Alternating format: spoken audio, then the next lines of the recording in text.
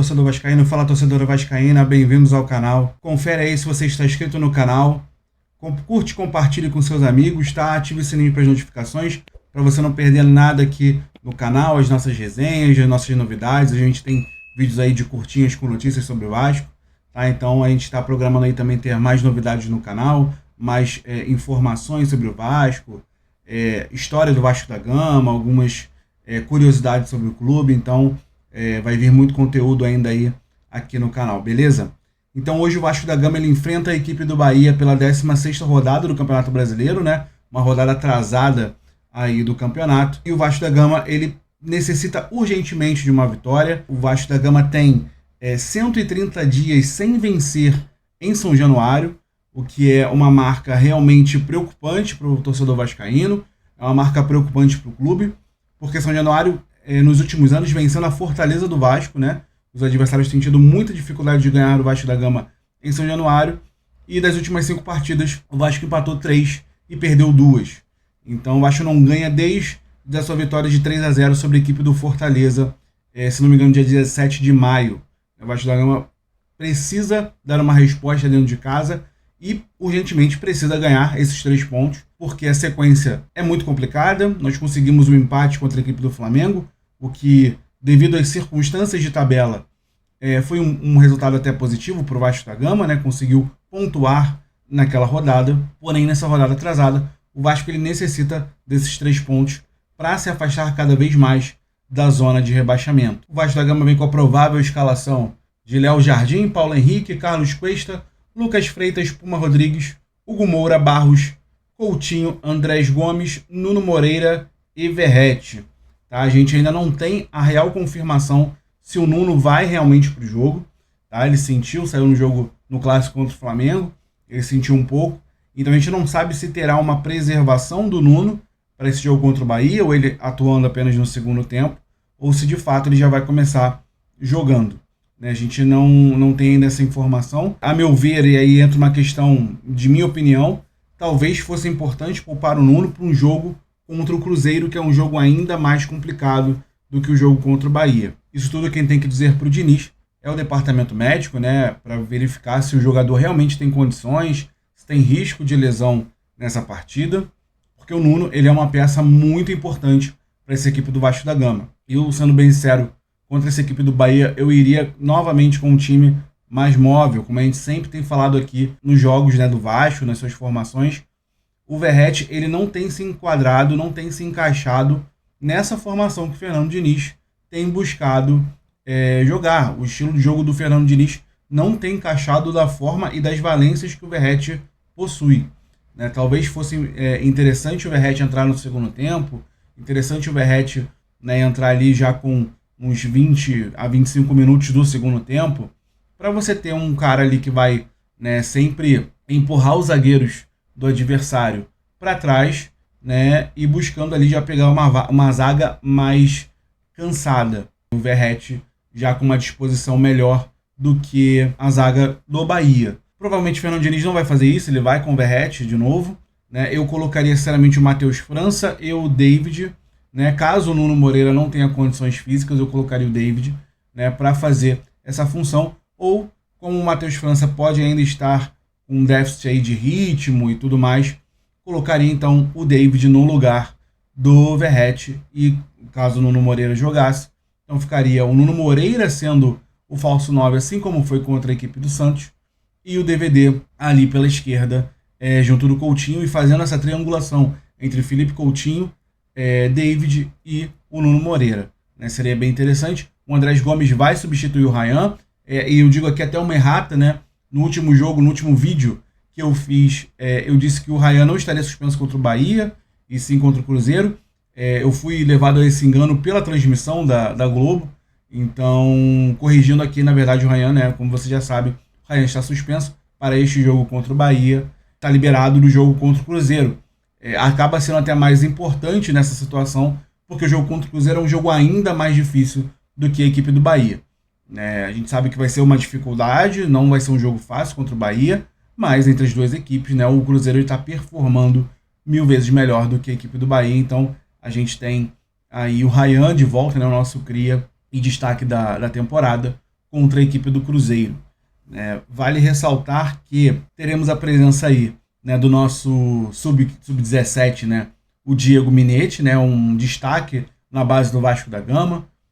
Se ele realmente entrar em jogo, tiver uma oportunidade, ele será o segundo jogador mais jovem a entrar pela equipe profissional do Vasco da Gama. Quem detém esse título é o Ryan, justamente, e também o segundo lugar seria o Andrei Santos, né? E então o Diego Minetti ele passaria o Andrei Santos para ser o segundo jogador mais novo a estrear pelo profissional com a camisa do Vasco da Gama. É uma jovem promessa, é um jogador ítalo-brasileiro, então a seleção italiana, né, de base, ela já vem olhando para esse jogador. Seria interessante o Vasco até mesmo se antecipar em questões de valores, em questões de contrato. A gente sabe que ainda é um jovem, né, 16 anos, tem menos de 18, então a gente precisa aí, o Vasco precisa ter um cuidado e um carinho melhor no contrato desse jogador, para que ele não seja vendido rapidamente, né, e a preço muito barato para algum time italiano ou algum time europeu, né, que esteja interessado nesse jogador.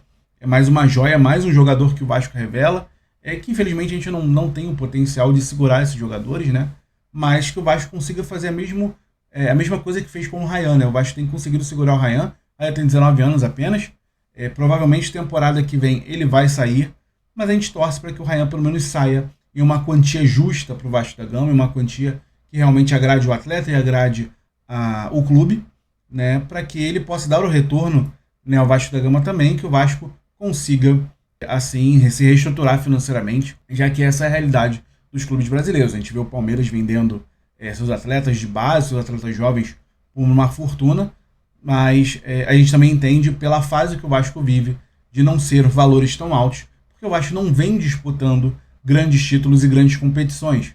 Então por isso o Palmeiras consegue pedir mais, né? O Palmeiras consegue vender um jogador de base que é campeão brasileiro, que é campeão da Libertadores, que é campeão da Copa do Brasil, né? Então ele consegue pedir valores maiores porque é um jogador que já é multicampeão, enquanto a gente, infelizmente, ainda não consegue valorizar o jogador dessa forma.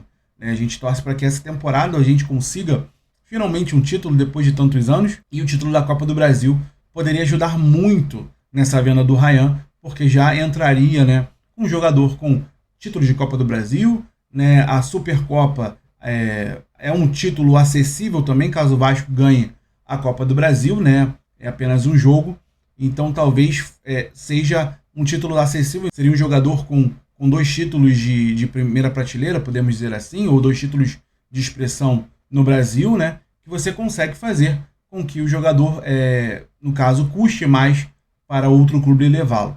A gente fica apenas nessa esperança de que a gente consiga, ano que vem, caso o Ryan realmente saia, valores que possam ajudar o clube, né, e também as novas promessas que forem surgindo, que a gente consiga cada vez mais vendê-los mais caro, né, e com isso também impedir que eles saiam tão cedo, né. Então a gente tem um exemplo do Felipe Coutinho, saiu muito cedo do Vasco, ele poderia ter rendido muito mais aqui, mas já foi vendido e por um valor muito baixo, né. A gente sabe que mesmo na época que ele foi vendido, o valor já era baixo, né, o Vasco poderia ter conseguido valores mais expressivos. A gente também aqui fica na esperança, né, que o Andrés Gomes possa fazer uma boa partida hoje contra a equipe do Bahia. É um jogador que vem pedindo um certo espaço nessa equipe do Vasco, né? Ele entrou contra o Cruzeiro, contra o Corinthians e já fez uma assistência, né? Entrou contra o Ceará, fez outra assistência. Então é um jogador que vem buscando, vem querendo, né? E tem potencial, né? Isso é o mais importante. O Andrés Gomes é mais um acerto da janela, né? A gente tem que falar isso, que o Vasco da Gama nessa da janela, ele acertou muito nas contratações, né? A gente tem aí o nosso, né, novo xerife, que é o Carlos Cuesta, que entrou no clássico muito bem, entrou no clássico de uma forma respondeu muito bem, né, a uma partida da importância que é um Vasco e Flamengo. E o Andrés Gomes também é um jogador que vem buscando, vem lutando o seu espaço. A gente sabe que é muito difícil, pela área que ele joga, a gente retirar o Ryan e colocá-lo, mas ele vai ter a sua oportunidade hoje com a suspensão do Ryan. Então, contra a equipe do Bahia, a gente torce para que ele consiga fazer mais assistências e também, quem sabe, até mesmo um gol. Um jogador bem rápido, um jogador forte, e a gente espera que ele vá cada vez mais melhorando e dê mais opções. E, obviamente, aquela dor de cabeça saudável para o treinador do Vasco, para que ele consiga ter mais opções no seu plantel, no seu elenco.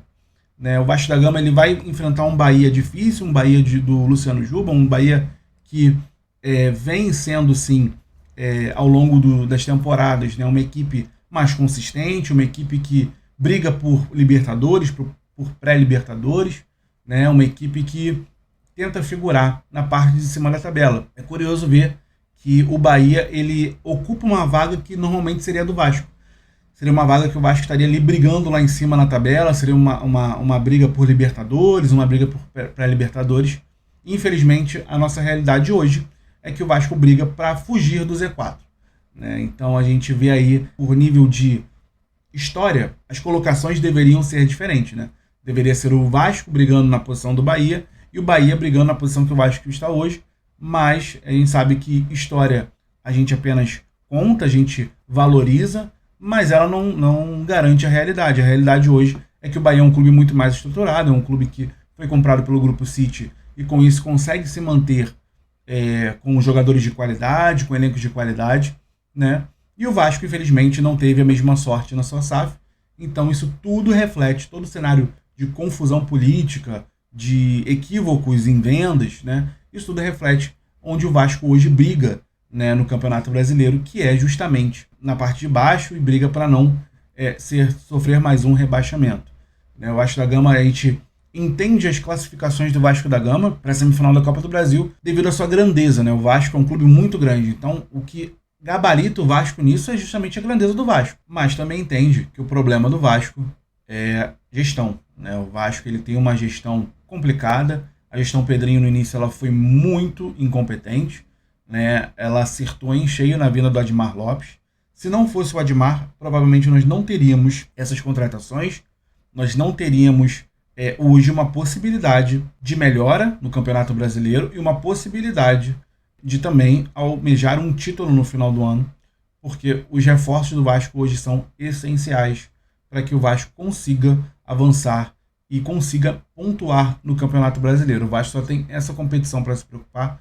Então, a partir do jogo contra o Bahia, se torna inadmissível o Vasco perder pontos em casa para equipes que talvez não figurem o topo de tabela. Então, o que seria normal o Vasco perder ponto?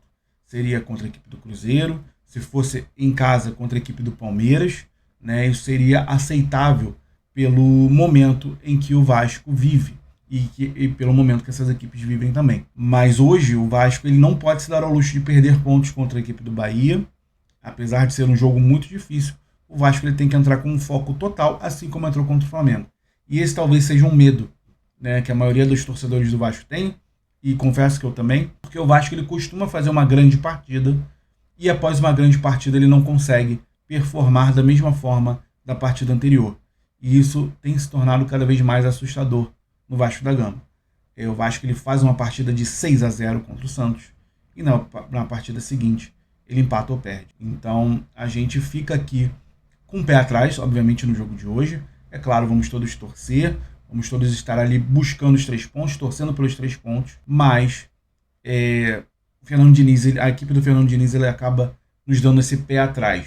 Também é uma equipe que não consegue ganhar se não fizer 3 gols de diferença, né? Ou se fizer 3 gols no placar. A gente fica um pouco temerário. É uma equipe do Bahia, é uma equipe de fato competente, tá? Não é uma equipe fácil de se enfrentar. A gente torce para que o Vasco, nem que seja uma vitória simples, consiga sair com 3 pontos, né? Se for 1-0, já está ótimo, gente. 1-0 está ótimo contra a equipe do Bahia. 2-0 está ótimo. 2-1, uma vitória por uma margem simples, mas que o Fernando Diniz consiga fazer essa margem simples. Porque o Vasco não vai conseguir ganhar todos os jogos fazendo 3 gols. Ele não vai conseguir fazer 3 gols em todas as partidas contra todos os clubes. Então o Vasco precisa se acostumar a ter uma vitória simples, o Vasco precisa se acostumar a segurar uma vitória, né? Porque, como foi contra o Ceará, o Vasco não conseguiu segurar uma vitória, né? No final do jogo, a equipe do Vasco estava toda para frente. O Fernando Diniz precisa corrigir isso, precisa fazer com que as suas linhas sejam mais compactas e que no final do jogo ele consiga, assim, bola para fora de campo e consiga segurar o resultado. Acaba o jogo ali, né? Mas não, o Vasco da Gama tentou ir para frente, tentou fazer mais gols e acabou levando o gol de empate. É o que a gente não espera que aconteça hoje contra a equipe do Bahia, que o Vasco possa sair com um resultado positivo e, óbvio, com 3 pontos né, na tabela, para que ele cada vez mais se afaste da zona de rebaixamento, né, já que as outras equipes que estão ali disputando com o Vasco para não cair para a zona de rebaixamento estão conseguindo vitórias, né, como é a equipe do Santos, como foi a equipe do Grêmio, né, e a gente tem ali também o Atlético Mineiro concorrendo com a gente para não entrar nessa zona da degola, com Vitória e Juventude e Fortaleza logo atrás. A gente espera que seja uma vitória do Vasco hoje. Eu vou mais uma vez arriscar aqui o placar. Eu acho que o jogo vai ser 2-0 Vasco. Tá? Eu acho que com essa zaga, mesmo sendo o Lucas Freitas na zaga, não sendo o Robert Renan, por conta da concussão que ele sofreu, né, o protocolo que a CBF instaurou, né, Robert Renan só volta contra a equipe do Cruzeiro. Mesmo com o Lucas Freitas, eu acredito que o Carlos Cuesta vai conseguir dar uma resposta ali com o Lucas Freitas e a gente vai conseguir segurar pelo menos uma partida finalmente sem levar gols. É o que eu torço muito, que o Vasco pare de sofrer gols e consiga converter no ataque, que tem conseguido fazer gols, né? O Vasco consegue fazer gols, mas acaba levando, né? Então hoje eu torço para que o Vasco não sofra nenhum gol, que ele consiga fazer aí o seu placar e que a gente saia com os 3 pontos hoje de São Januário, que o torcedor vascaíno merece finalmente uma vitória em sua casa depois de 130 dias sem presenciar uma vitória. Tá bom, torcedor vascaíno? Diz aí que para mim o que você acha que vai ser a partida hoje contra a equipe do Bahia, qual o placar que você espera, tá bom? No mais, nos vemos no próximo vídeo. Fiquem com Deus, sempre Vasco.